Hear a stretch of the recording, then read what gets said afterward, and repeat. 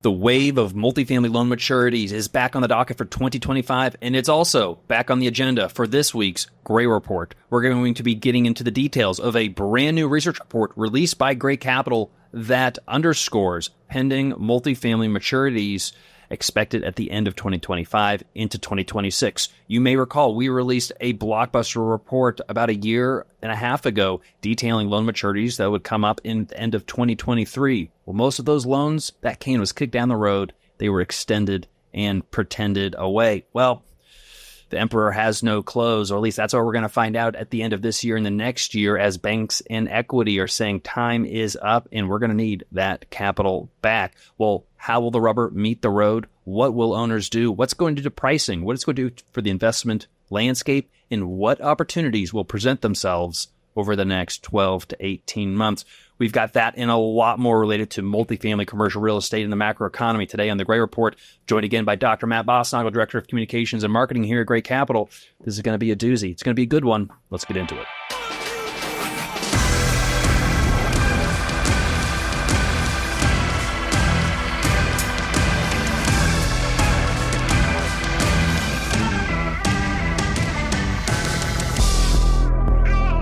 Welcome back to the report. Matt, how are we doing this week? Pretty good. Pretty good. I keep thinking the same things keeps happening. But what really is, we see it coming. And it seems like it's already happened before. No, it's because we talked about it before. Now we're watching our predictions come true.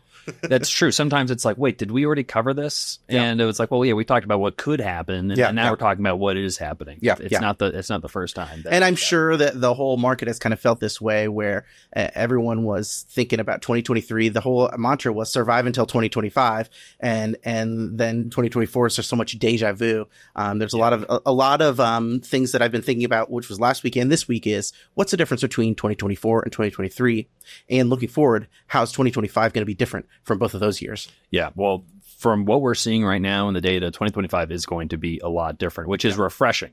Now, it may not be all roses, though. I mean, because when I first started reviewing some of this data on the report, Matt, the first question that I had is, this doesn't really look good for multifamily. It looks like there might be a lot of distress out there. And again, then maybe it's a good buying opportunity, but we've got some choppy waters ahead. But it looks like, we can get into some of the conclusions a little bit.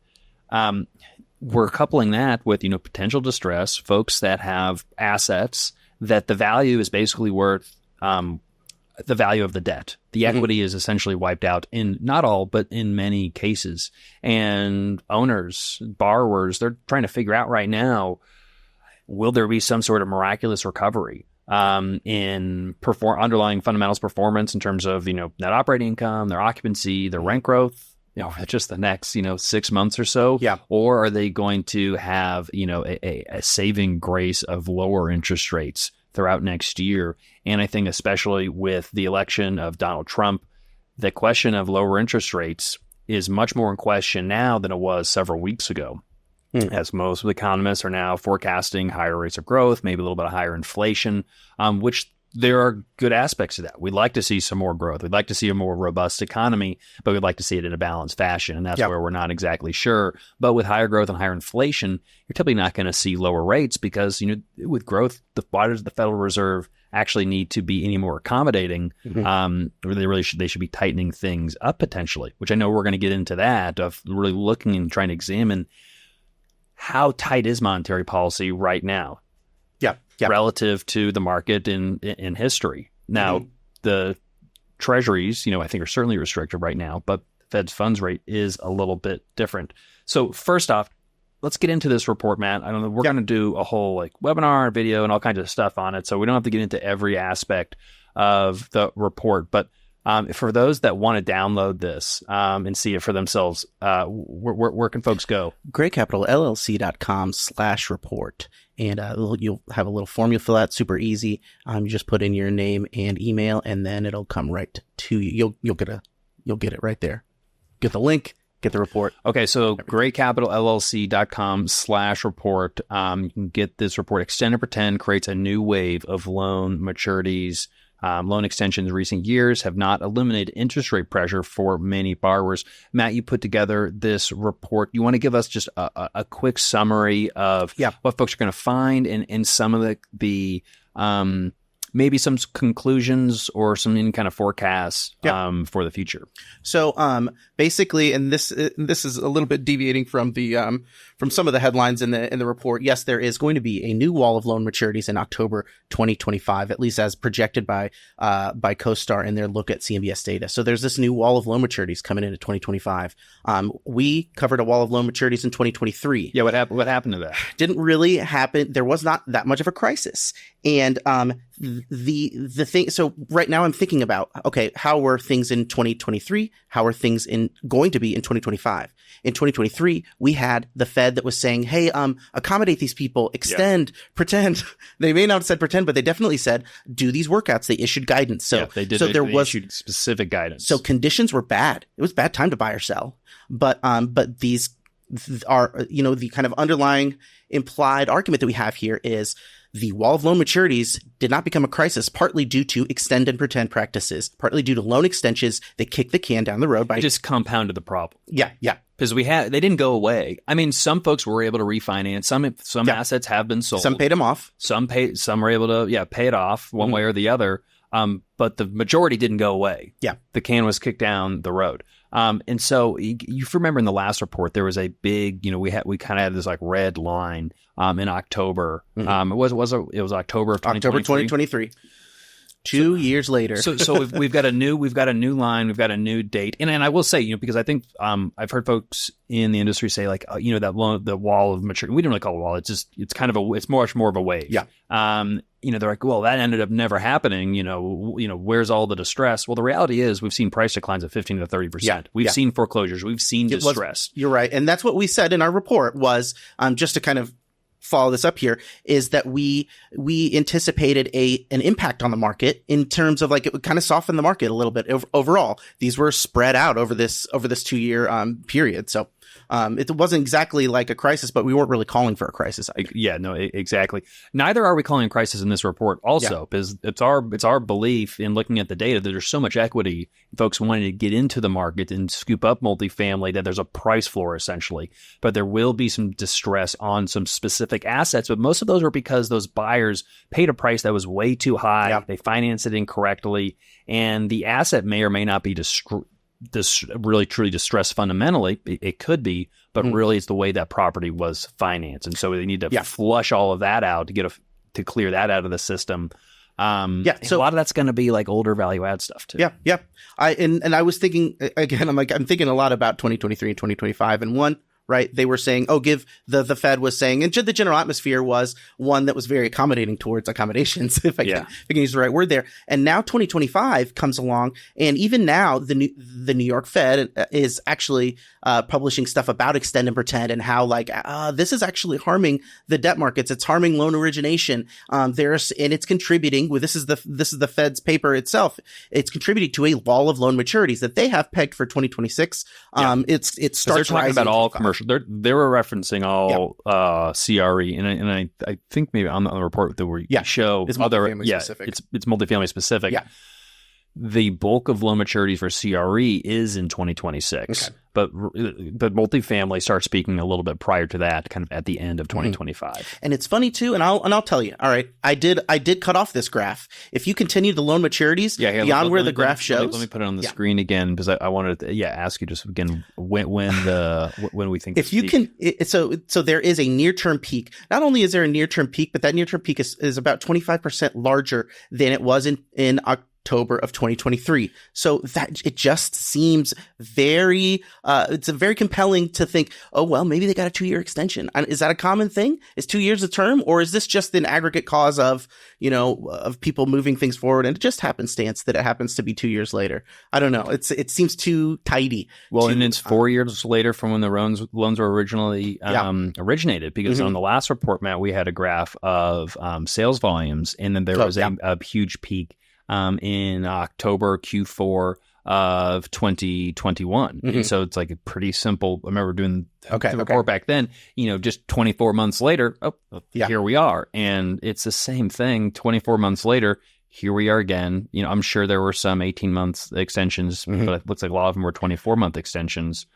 it makes me wish that I was covering this a little more closely after we released the first report, because I would have loved to have seen the history of what this October 2025 loan maturity number, the projections are like $5.43 billion, but and is that just CMBS? That's just CMBS. Yes, yeah. That's just CMBS. That's not even including all of the agency loans. That's not even including all the bridge loans. So so the actual number is significantly higher. Yeah. And I would say, though, it does represent, there's a potential for this trend, this spike in loan maturities in October 2025 to be present in other forms of debt too. But I'm just using this because this is the data that we have available, and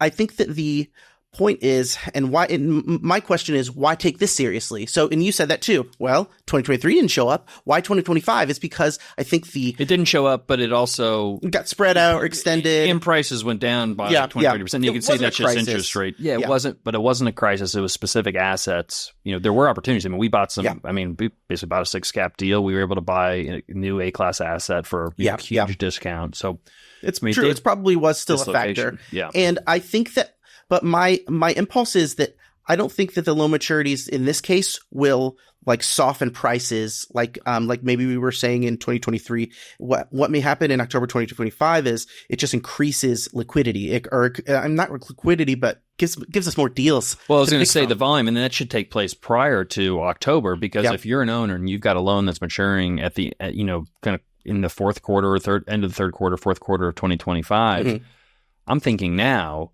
I have to do something. I either have to refinance. I have to refinance and look at a cash-in refi. We have to raise equity to bring in, or bring pref in. You've got to do something to solve the capital stack, or I need to sell the asset. Yeah. And a lot, unfortunately, like whether it's a capital call, whether it's pref, it's throwing good money after bad, because again, the original equity has been wiped out. The value of the asset in many of these cases equals the value of the loan itself. So you bought a $10 million property and you got 70% loan to, a 70% loan to value loan. So you got a $7 million loan. You put $3 million into the deal. The property's only worth $7 million. Yeah. And owners are trying to figure out, how do I get my $3 million back? The $3 million's gone. Like, if the only way to get it back is if you have the ability to put more money into the deal and just wait, and just wait it out and operate it, and maybe in a couple of years, maybe you can get that value back. But it's going to be a long time. And if you look at that ROI, not going to look that good. And that's a good point too. And it may be why actually they did extend in 2023, and it may not have been a whole lot of pretend. Maybe they really were, and I would be pretty confident that the property values and the performance would go up between 2023 and 2025. So maybe they're in a better spot than they would have been. I think the pretending was that interest rates were going to be lower and really allow values to come back, and for either new buyers, or for refinancing to make sense. They're like, look, because again, we thought last year, Matt. Or for 20, there were calls for recession. It was like 100% chance of recession at the end of 2023 and into 2024. Well, that hasn't happened, and now we're in this robust economy, and no one can point towards any type of recession. My question is, I wonder how much of these business plans were skewed and messed up, not by the cool down that we've had, but by previous expectations that things were going to go, rent growth was going to go crazy like it was in 2021. Well, that's part of it too. People were buying these deals and they thought they were going to have 10% rent growth for every single year, and that's exactly what some people were forecasting.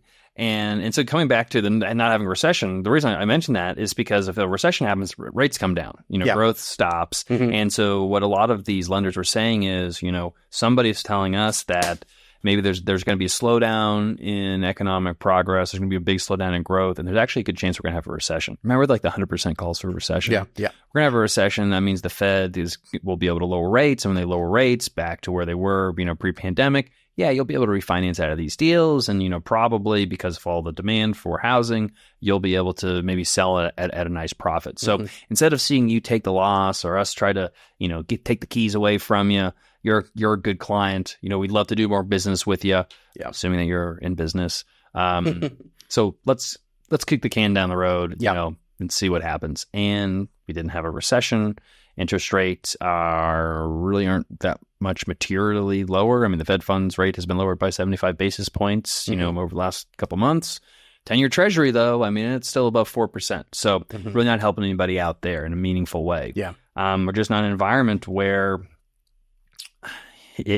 unless you have really operated the hell out of that property, if you overpaid and over-leveraged, you're in a tough spot. And what's frustrating to me as an entrepreneur and a market participant is we didn't get into this trouble with our deals. We didn't overpay and take out floating rate bridge loans and get them extended. But all these guys that did are getting, bailed out, through extended pretend. And as much as I don't want anybody to lose money, losing money is inherent to investing.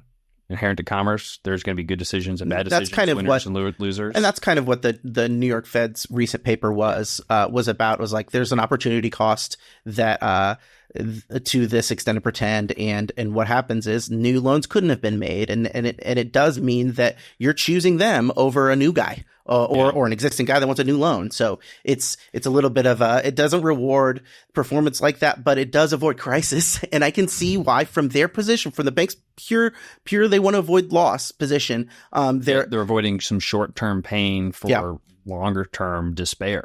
Yeah. I mean, because what happens, to your point, so there's lenders, their books are full of CRE loans. They don't want to put any more CRE loans on their books, and especially not new development because they've got a lot of new development deals. So instead of calling the loans on their new development deals, they're just going to extend and pretend and not do any new development financing.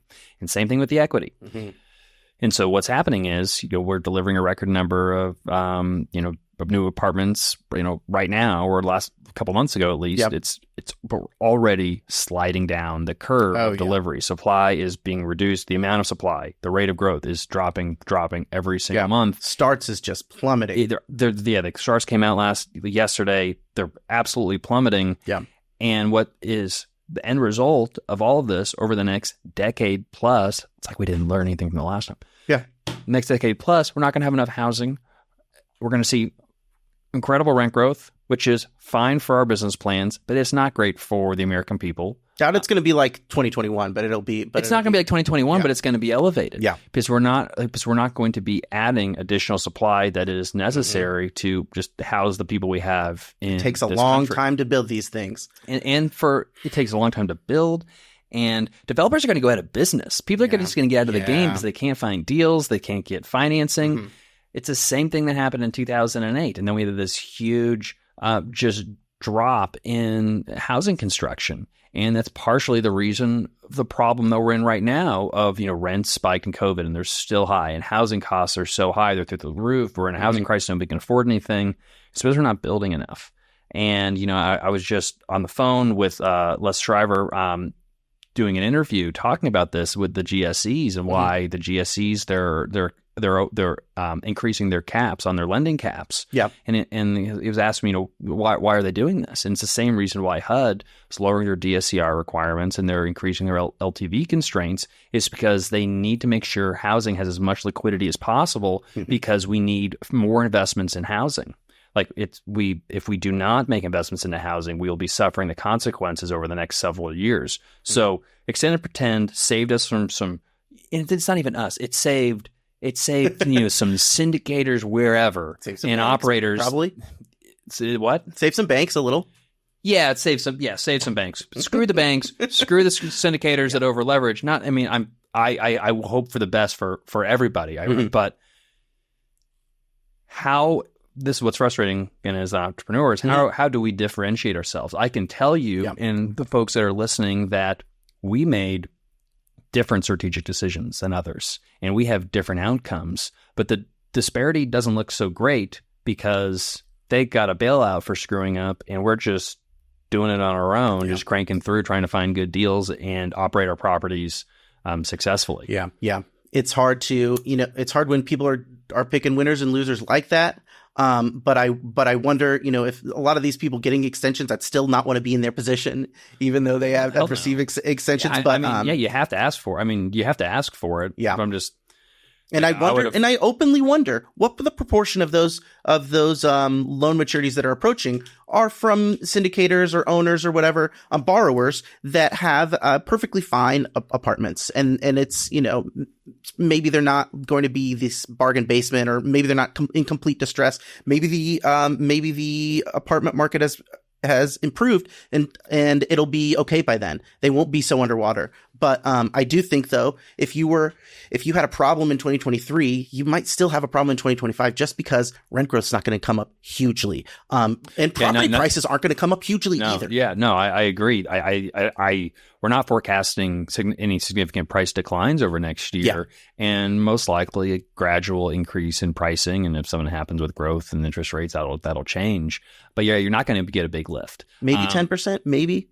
Rent growth? No, property prices. Property prices. Well, there's some studies that we're going to go over in some of these reports about like when property hits the floor, property prices, what kind of bounce? Yeah, what kind of bounce in year one. And there probably will be some bounce, but it's not going to be in 2025, I don't think. I think it's going to be, 2026-ish.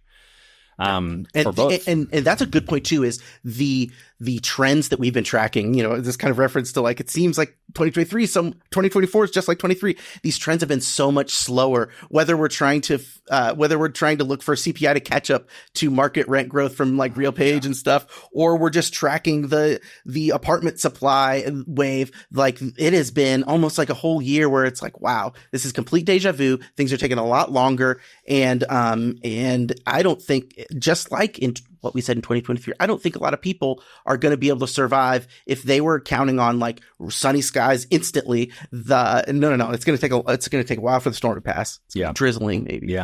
Partly cloudy. And yes, sometimes the sun breaks through the clouds just after. Sometimes it's freaking gray for a couple days. Yeah, and that's what we're. And that's what I'm kind of looking forward. Hopefully, 2024 is going to be a more normal market. 2025.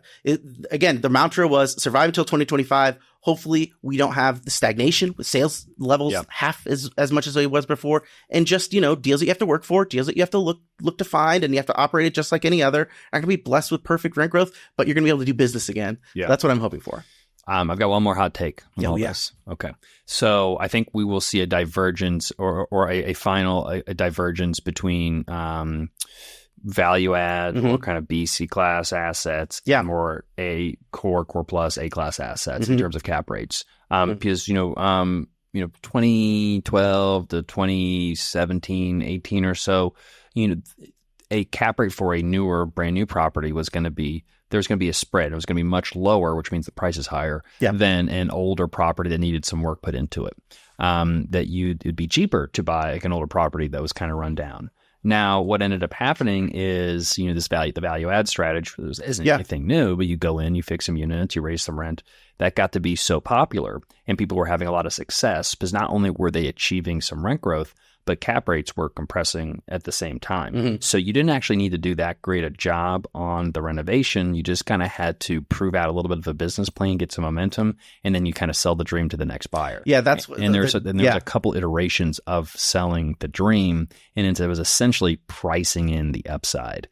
It's still so interesting to me. You renovate, you leave a little bit of your when you're renovating an apartment building, you leave a little bit of some units unrenovated just for the purpose to help you sell it to another guy that wants to renovate it. So it literally is selling the dream. So it's very interesting. But it went from being like, well, we renovated half the units, you can do the other half, to being like, well, we renovated like 10 units. Yeah. Look at this. Now you can renovate the rest. And we were able to achieve one, row and rent bump. And so now we're going to pro forma all of the rents. And when I started getting into the multifamily industry, what I learned is you try to buy on actuals, what's actually happened. You don't buy on pro forma. Now, there's always a balance because you were in a business. People say you don't speculate. You're not.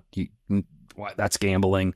Yep. Investing is speculating. You were speculating that the property is going to be there tomorrow. We're speculating that there's going to be some demand for apartments. We're speculating there's going to be some rent growth and some price. There's a degree of speculation. Yeah, unavoidable. But it got so priced in that all of a sudden value add cap rates were at par or even lower than A class or even core plus. And so, you'd be looking at a deal and you're like, I could buy this brand new A class property for a 5 cap or a value add property for, a 4.5 cap.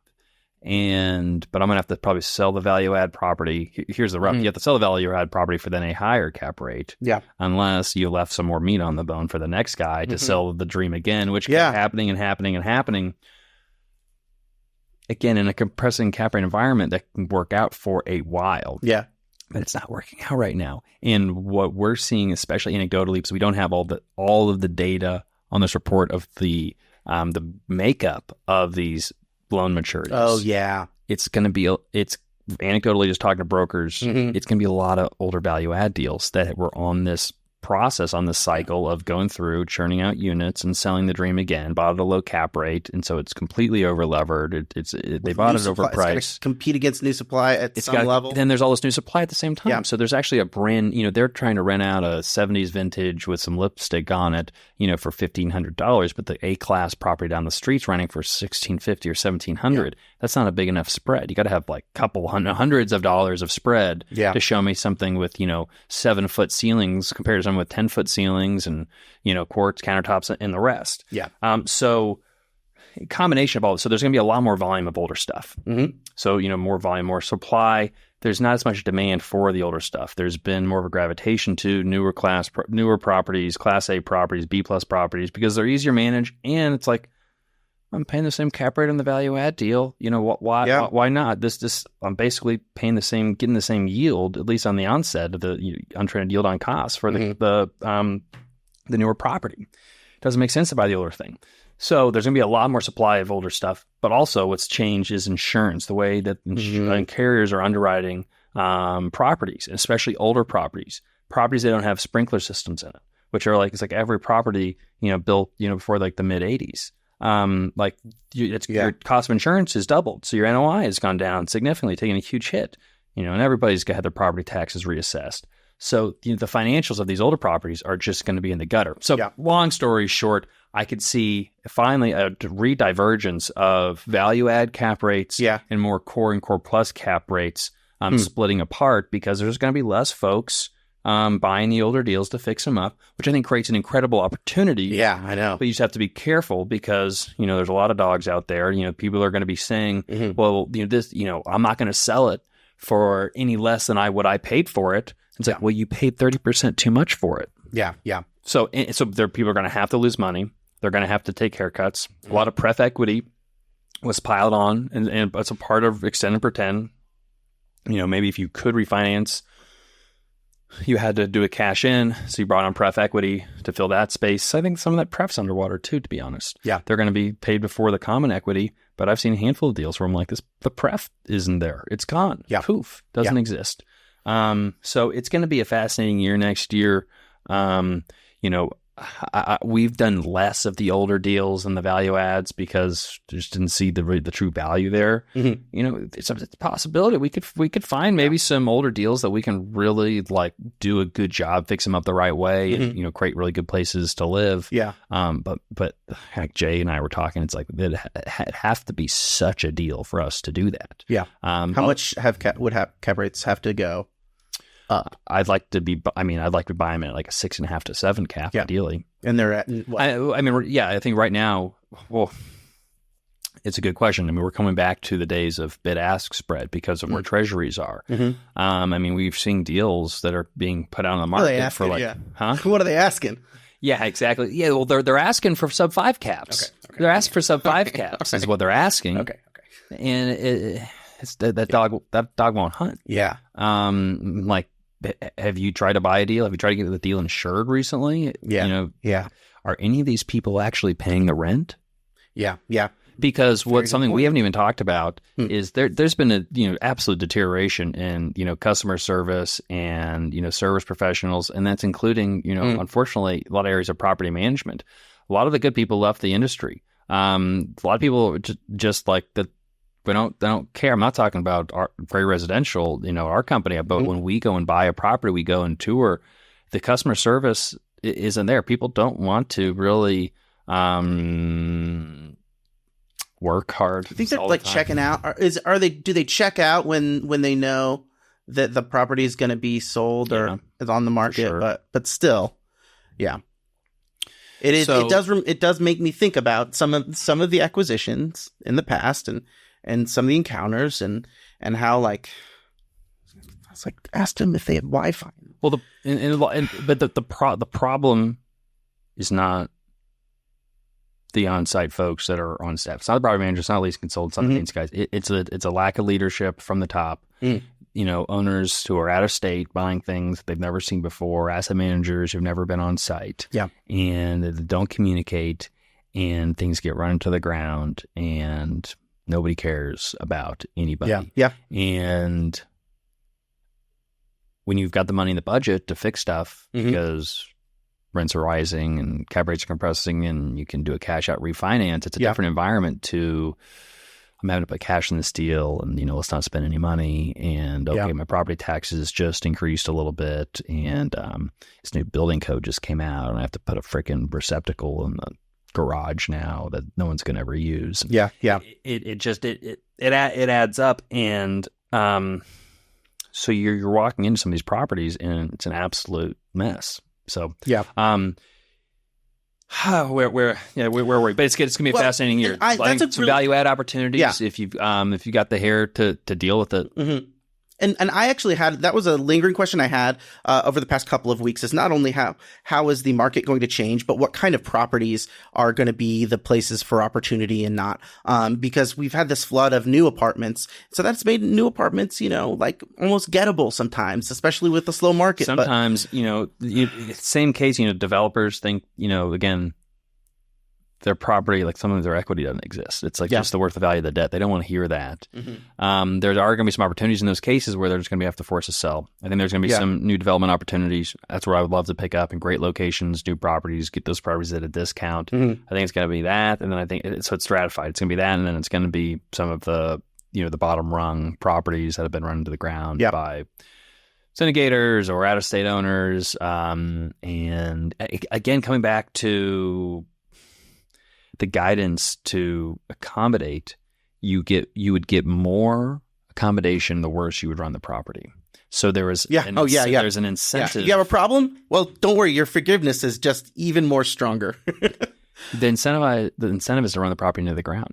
If you were a rational actor and using logic, if you had a problem and you were approaching real maturity, you would just run the property into the ground. And you at least tell the lender that.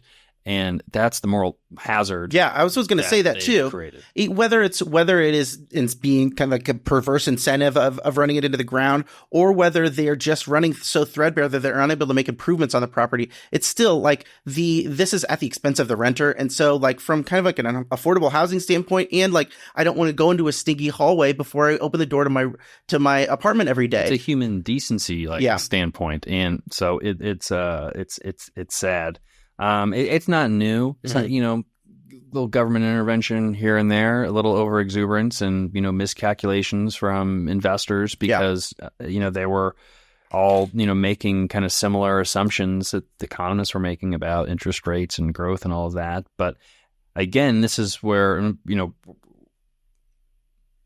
we didn't make some of those mistakes. And I would prefer the market to be cleared out for the folks that are not good operators. Yeah, I agree for sure. And I think that activity is going to pick up, and this is going to be like shining a light into like a dark room, and the bugs scatter and stuff. But you're going to see a lot. It's going to be a real test for people, testing people in the light of like a normal working market, where the light.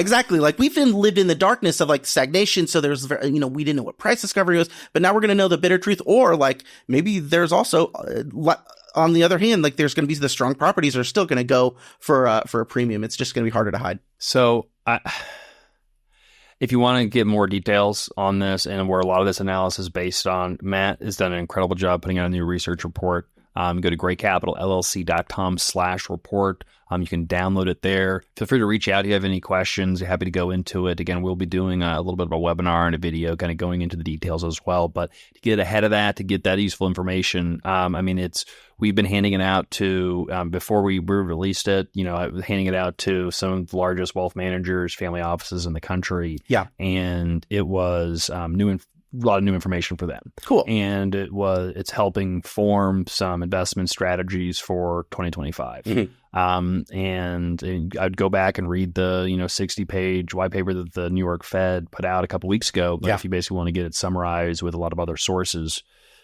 greatcapitallc.com/report. All right, moving on, Matt. Do you want to go jump right into this Colliers? Yeah, let's get into Colliers for sure. We're talking about investor sentiment. Well, the sentiment may have changed over the last couple of weeks since the election, but this is for the third quarter of 2024, so that might not be included. Is that the case, Matt? Yeah, this is pre-election sentiment. Break it down. So as you can read here, it's on the screen right here. The market is stabilizing with signs of a rebound emerging. Now, if you'll indulge me here, remember in the PwC ULI emerging trends, they said that a turnaround is in sight in 2023. And we know that in 1993, Ace of Base recorded, "I saw the sign." So what does that mean? And how close are we to really this rebound or turnaround? And is this the kind of thing where we're in the midst of a recovery and we just don't know it? And if we saw the sign in 2023, did it really open up our eyes? That's a good question that you're asking there, Matt. Seems like we were stumbling around in darkness. I was wondering where you're going with the Ace of Base reference. It just seems like, it is, again, like deja vu. Like, we see these things and we see these signs of optimism. We were seeing them 2023, maybe arguably 1993, but who knows? but yeah, we keep seeing them and I'm trying to think about how 1993 has anything to do with what we're talking about. But no, it doesn't. I just wanted to say that. But really what I keep thinking about is the different futures that we have that we're looking forward to. In 2023, we also knew that 24 would be like, not great. It wasn't, again, like it was survived till 25. So if you're getting a loan maturity, let's get an extension because things are maybe just going to get worse. But in 2025, that's going to be a lot different. It's going to be a healthier market. And one of the things that they record right now though is it still hasn't popped up. Like if you look at a snapshot, multifamily, MSCI has it like, well, the pricing trends are maybe going a little bit down. And I saw that. And it's the same thing for like retail and office. But this is all on low volume, right? So it's low. So it's low vol. So it's low vol. So pricing moves, low vol. Not as much indication of real, kind of movement momentum as. And that's another thing that I was looking at as kind of a context for some of this information that they do have on volumes. We are at half the volume. And, right now, this is just for multifamily. I remember glancing at that. Really half the volume of pre-pandemic. And arguably that's even lower considering that like inflation and property prices has increased so much since pre-pandemic. We could be at like 30%, maybe 40% of the volume, which is so much lower than it usually is. Yeah. But that being said, there is there's a lot of good things to note here and a lot of good signs that they see in their words, if not their numbers. They do, Colliers themselves has quarterly pricing for multifamily improving. There's a lot of reasons to be optimistic. However, I think that like right then you could probably put the floor in Q3 for multifamily pricing as measured by some of these Colliers data sources that they use. All you have to go back and look is, the market participants. You had, KKR, Blackstone, Great Capital all jumped in the market early this year. Yeah. I mean, all the smart money. No, good point. And if just for efficiency's sake, we can move on to KKR's report because that like hits on like I feel like their thesis there and the title here is investing in real estate recovery. And do you like how it turns the cursor into a bright yellow circle?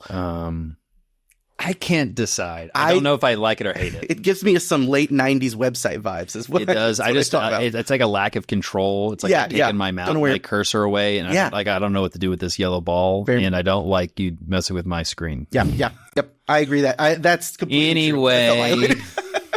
I almost clicked away. That was what I. But then I stuck in because it's a good report. They've over optimized, and I'm apologize if you're on the podcast. We're looking at the KKR's website, their insights, and they've over optimized, as you'd imagine. They probably had McKinsey or whoever come in here, and then they're telling you it's a 5-minute read. So they're like, we're going to avoid someone who's just going to skip over 5 minutes. That's not going to take that much time out of your day. But then they've replaced our cursor with this is green. Yeah, yellow. Yeah. I'm colorblind. This yellow dot thing, and we don't like it. Yeah. Well, okay. So getting past that, it's a really great document for CRE investors in the current moment, showing the major trends that CRE investors should be following. In the fact that they call out loan maturity so early, really hooked me. I think it's particularly interesting. And if we're operating in the context of a recovery, maybe these loan maturities, they don't represent a chance to buy CRE assets for pennies on the dollar. They're really like, again, like comparing 2023 and 2025, it's much more likely the case that that loan maturities are just going to bring more deals, more properties for investors to buy, a way to thaw out from the deep freeze that CRE sales is in. It's like I just really like that pairing, and they don't even call attention to it. Like, we had a whole report on these loan maturities. They're just saying, hey, look, property values seem to have bottomed. They're on the way up. And guess what? Loan maturities. That's just an added bonus. And it's going to create these, it's going to complement the market rather than move the market. It makes sense.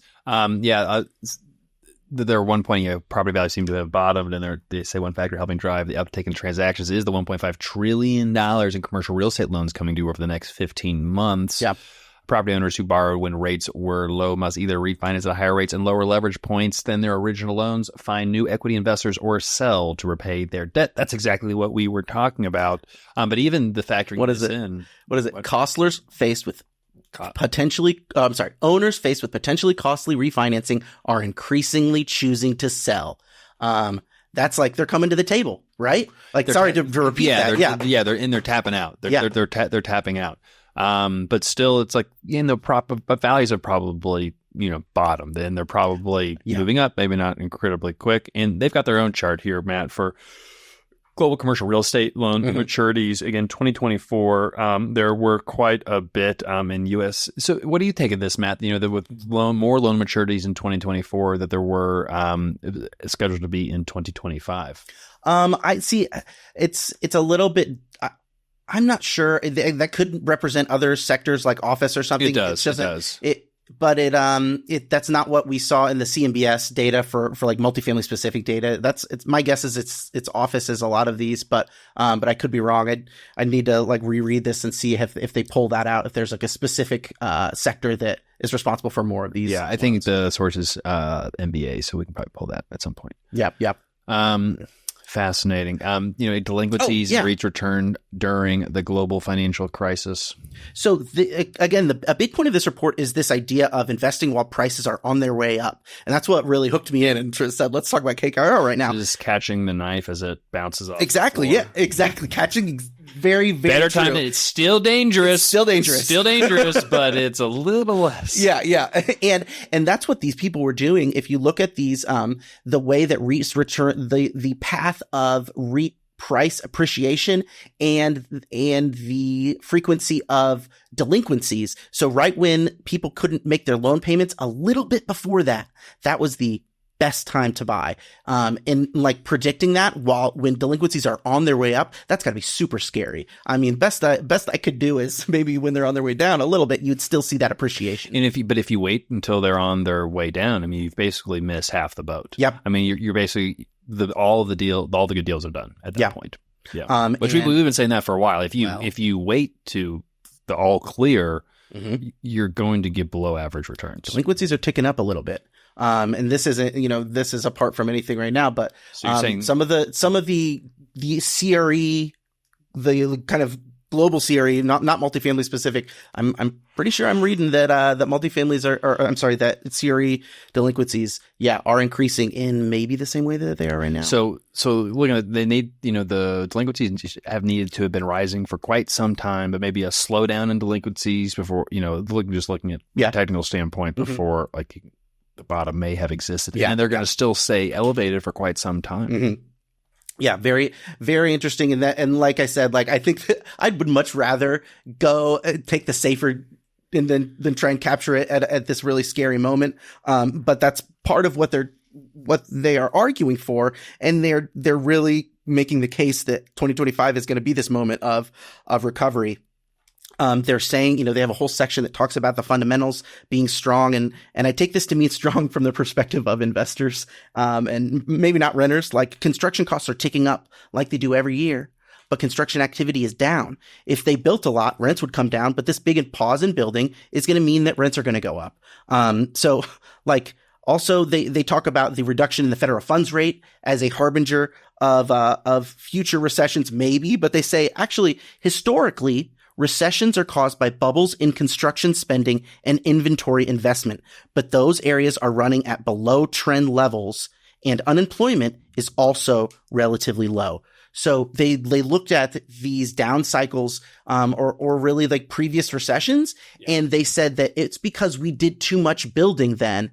There was a bubble. Right now, we're not really in a bubble at all. No, I mean, we did build a lot, but yeah, we're not. But yeah, we're in the wake of that. So build that much. yeah. So that's just really interesting. And the remainder of the report compares real estate investments with other forms of investments, and kind of tries to make the case like invest in this. It's a little bit salesy there at the end. But really interesting the contexts that they're bringing into play, and the kind of data that they're using to show that, yeah, we could have a really recovered normal market next year. Yeah. So really appreciate it. It is appreciated. Yep. This is a good report. Let's move on, Matt, to John. This John totally. Burns. It's a really good one. John Burns Research and Consulting. 2024 election implications. Hear what we are watching for housing.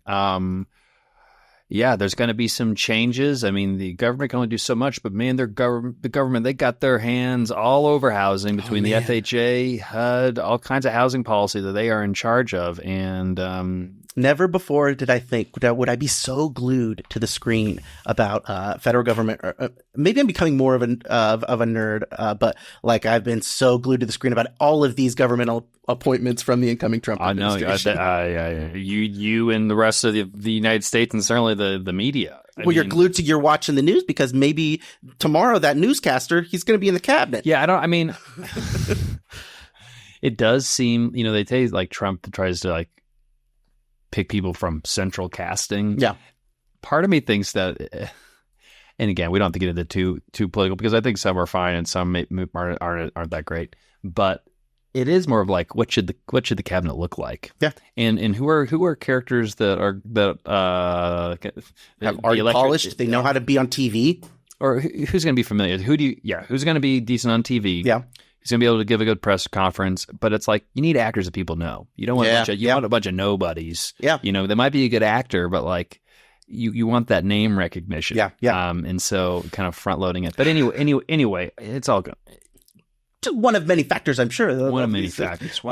But that is a good point. So who to look out for? Now they do talk about policies, and they note the federal lands thing, and we talked about that. Federal lands are far away; they're away from jobs and population centers. I'm really kind of dismissing that as a valid solution to housing affordability. I could be corrected in the comments, please.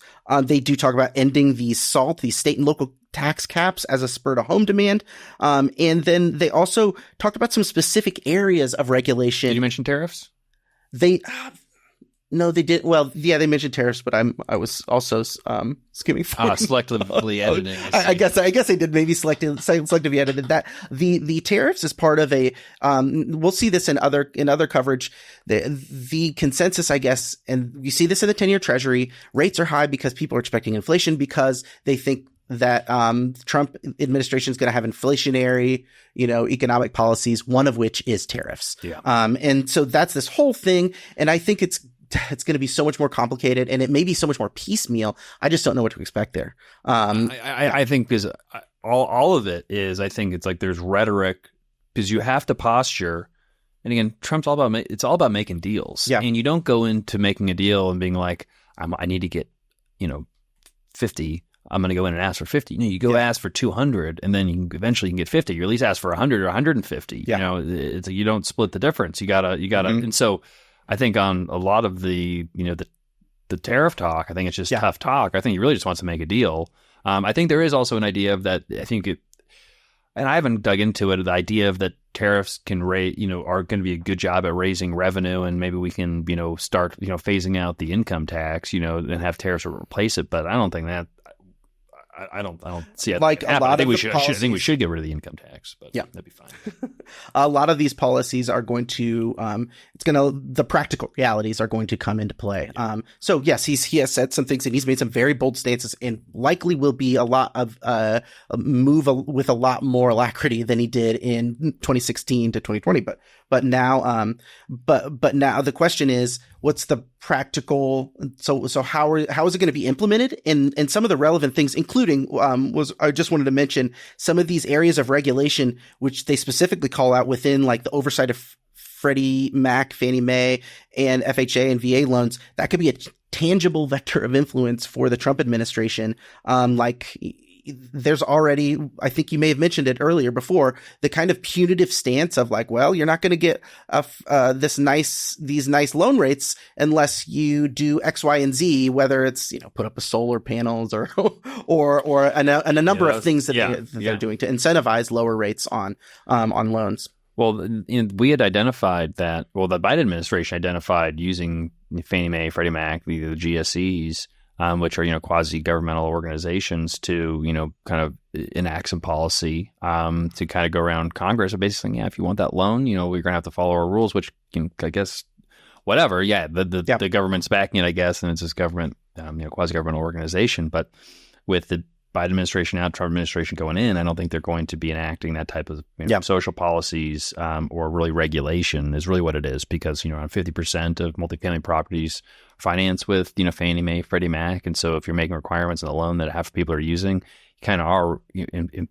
you're imposing regulations on owners, but through a very back channel way through loan covenants. So probably going to see less of that. But I'm curious if the talk of privatization comes back up, or if that ship has just completely sailed. I'm not sure. My assumption, now it depends on how they want to do this, but it's like I said, it's like a vector of power. It is a lever you can pull. Why would you privatize that lever and give it to a private company if you're the administration?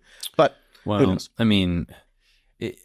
It's because is the government supposed to be in the business of making multifamily loans? No, I get what you're saying, and my point is, does the government like to give away power? It's like, well, not really, but who knows? Not. But what were they? They were hanging out with Javier Milei a couple days ago. So who knows? Like maybe there's this like chainsaw mentality. Yeah. Well, and then Vivek and Elon, we'll see what happens. They'll doge it all. Yeah. But so where the rubber meets the road on some of this, whether it's regulation, deregulation, or just like decisions that are pertinent to the housing market, they have a list of these nominations. Now, some of these are picked. Some of them are like still maybe being considered. Like, for instance, the chair and vice chair of the FOMC. I don't know if those are really up for appointment right now. I think 2026. Okay, all right. So, but that's Jay Powell said. Remember we talked about he ain't going anywhere. He's not going anywhere yet. Fire him yet. I'll start being nice. Maybe in like December 25. I don't know. I know Trump will put somebody else, appoint somebody else in. Yeah. Secretary of Housing and Urban Development. That's one really big. HUD, the head of HUD, Ben Carson was that role in the first administration. Who knows? Maybe he's in the second.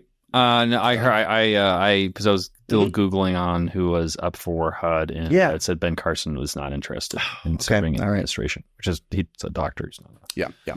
Yeah, I know that so the Secretary of Treasury is another really important position. We talked about earlier, there was discussion, maybe it was Lutnick or maybe Bessinger, or now Scott Bessent. And now the real consensus almost seems like it's going to be Haggerty, and he's a senator now. He came into power kind of during the Trump era. Trump had him as a ambassador to Japan, and then later Trump helped him kind of launch his own Senate campaign. So he'd resign from Senate and become the Secretary of Treasury if that all pans out. It's funny though, now we have like different candidates than we had before. So it seems like Secretary of Treasury is a little bit up in the air. But that's a very important one. That would be.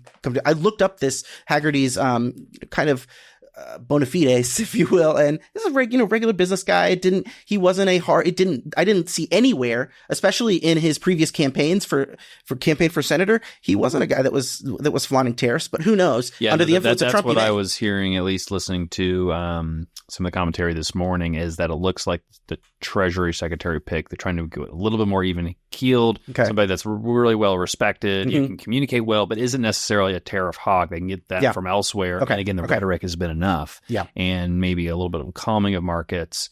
But, more of an idea of like, all right, maybe we might find that balance where we get some really good growth and not, kill the economy with too high of tariffs. Or because he was like the ambassador to Japan. He was part of this, like he worked in Japan for a while. So he's like, I don't want not globalist. I can't. I want to say that. I just don't see how people don't clearly see that like everything that Trump said he's going to do, he's not going to do a lot of that, or at least not to the extent. It's like, you think he's really going to do that? Like I am super pro immigration. I'm like, look, as long as you're not a criminal, I think you should be able to come here. Yeah. So like, I'm not big on like the whole idea of the deportation. Like, I don't think he's really going to do a mass deportation. I think they're just keep saying that so people turn away from the border and they stop trying to come up here. And even what they're actually saying now is like, well, yeah, we're going to deport like people who have like are committing crimes, and like there's really not much of opposition like to that. So that's a good point. They talk about that in the John Burns portion, and they in much the same way as their earlier points where they kind of posited that maybe immigration had a big role in home price increases. They want to remind the reader, John Burns Research and Consulting wants to remind us that deportations aren't abnormal, which I think is a matter of degree, right?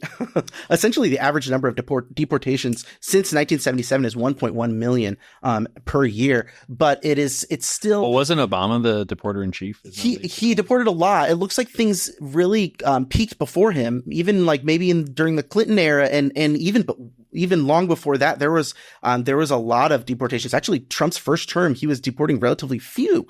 So I don't know how that lines up with actually like the immigration influx, and maybe there's a balance there, but I do think that the promise of Trump is not to bring it to historical norms. The promise is to really ramp it up incredibly. The relevance that they say here in the John Burns article is actually, potentially lower housing demand, but also lower construction activity, given that the large portion of the construction workforce, they say over 23%, there was just new numbers coming out, it's over 25%, is made up of undocumented immigrants. I mean, Matt, am I reading this chart right? I mean, Biden's deported a lot more people than Trump did. Yeah. On average. I mean, double. And Trump deported around 500,000 people per year. Obama deported about 650,000 per year. Mm-hmm. Bush was a 1.3 million, and Biden was a 1.2 million. Yeah, it looks Clinton like was 1.4 million. The Reagan, really was during those Clinton years. Trump deported. I mean, now I know that we had COVID, so there were less immigrant. I mean, we kind of closed the border during COVID, but that's just for the last year of his presidency. So, I mean, and now they did increase. They had been declining over Obama. They started being, higher, declined, and then started increasing. But when Biden, now again, COVID was over, but they shot back up materially. Yeah. That's really, that's really interesting. And again, like, it's practicality, right? We have to live in the real world. But this isn't what the media makes me feel, Matt. Yeah. Exactly. Well, I saw an article today that, right. It was about the mass deportations. And again, like, unless you're a real criminal, like if you're committing crime, you're being violent, like, let's kick him out. If you're paying taxes through someone else's social security number and you're working hard and taking care of family, like I think that I want that person to stay. Yeah. For a lot of reasons. But the fact is, Trump is. This chart is the softest on immigration and deportation of modern American president. I'm sure there's a reason. We'll have to get. I'm just saying those are just the numbers. Those are just the numbers. Miller, whoever that is on the phone here, and we'll get a tidy explanation for that. But again, I think that's the thing though, is like maybe separating the message from the magnitude.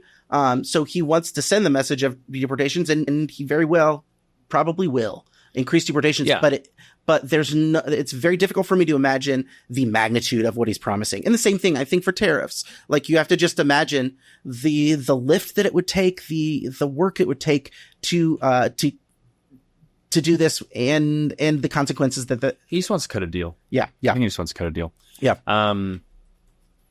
Wow, Matt, you know, it reminds me to focus on the things that you can control. We're not going to be able to control the election. You're not going to be able to control any of these policy decisions, and can't even really control generally where the economy is going. You can have some information. You can make some decisions. You can focus on the things that are right in front of you that you can impact, whether that's in your job, in your business, in your own life, in your family, and all these externalities. It's good to be aware of them, but, you know, it's not dwell on them, you know, too much.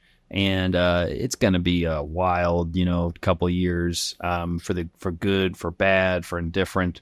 But I think as long as we kind of keep, you know, keep moving forward, making progress, doing the right thing, and but we are being manipulated more and more every day and every year. And I think there's a good amount of people, not the majority. A good amount of people can kind of see through the BS, and I think that's why we had the election that we had in large part. But it's just a reminder, just, you know, sometimes you need to take a break from all of it and just focus on what's important. Especially during like times of stress, that's when people are particularly vulnerable to, like, you know, they get into the misinformation, you know, rabbit holes or whatever it is. I saw an article. It was like mass deportations. Why you should be scared. Yeah. I'm like, you're literally telling people to be afraid. Yeah. I think that what I've seen in the past month or so is a lot of people recalibrating, you know, whether it's where they get their news or how they're reading it or something. But I think it's healthy. Like in MSNBC or seeing MSNBC spinning it off, like rating. Yeah, well, they're going to spin it off. But like their ratings, everyone's like, there's nothing here for me. And here's another. I just want to throw this out here. What is the mainstream media? You know, who's the top? It's not even cable. Well, that's like, why does even cable news or just like news have an impact? But Fox Some News, people are Fox News is quite popular. There's an ecosystem of right wing that's arguably, but you could argue Joe Rogan moved the needle. Fox News, I don't think did. There's a media ecosystem that the left isn't really like serving. I think their audience that the right is, and I think that's a large part of the persuasive capacity. Don't you think it's funny that talk radio has turned into podcasts? Because that's how it was too. Because talk radio was always conservative, like 95 to 5. You know, it made a lot of sense when I started seeing actually a lot of these personalities come up. I was like, they've honed their craft, you know, on the AM radio for years. It's a natural transition. Yep, exactly. And obviously AM radio isn't as popular as it used to be, but AM radio was never that big of a deal, whether that was because of the access or what. But I don't know if it's the approachability, and a lot of these podcasts aren't necessarily political podcasts. It's like it's all entertainment, but either, you know, it's like comedians that are hosting these podcasts, and then the little bit of politics gets mixed in, and you know, in there. But I think that people are also open to, they let their guard down a little bit, because, you know, like just using Joe Rogan for an example, you know, he's not necessarily, you know, a partisan, you know, participant. He's not, you know, a GOP Republican guy. He's like he's very liberal in a lot of cases. He supported Bernie Sanders. Yeah. And so that independence, even though it can kind of like not follow logic all the time and kind of be wishy-washy, but gives him a sense of authenticity. And so when he comes out and makes a call and an endorsement, I think it has a little bit of more of an impact versus if somebody on Fox News or MSNBC, you know, takes a stance, but it's like, well, you're a political pundit, like you're a partisan. Yeah. Like, no, we're not shocked. I still think that, like, you know, how much the Gray Report moved the needle, the reports will show. So this is what I would be in service of, rather than kind of like a zero-sum game of like, okay, you know, whatever helps the side you like to win. I'd like to think that, like, having the truth, whatever it is on the political spectrum it's going to benefit you. Like, if there was a political bias that made me worse at reading the multifamily market, that's got to be bad. You know, if I was under the assumption that immigration is going to make rent growth, you know, so horrible because he's going to deport everyone, so rent growth is going to go down, and it's going to be a bad apartment, that would be, you know, be misplaced. So I just always want to be questioning myself and say, all right, how could I be wrong, and take my lumps when I am wrong. Yeah. Sorry. Well, what was it? Was it you that said, Matt, the truth will set you free? Oh, I think I did. Yeah. I think it may have been. Yeah. No. It was me. This is going to be on the internet, so it's going to be true. So one Wikipedia article away.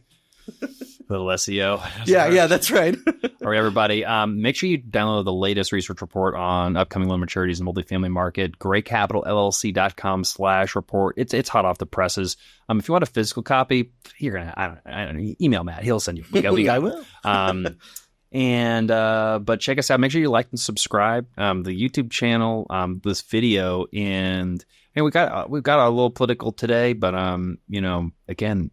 Truth's going to set us all free, as Dr. Bosnagel said. So we appreciate you being here with us, being along for the ride, hoping that everyone makes some really smart decisions and learn something today. All right. Godspeed.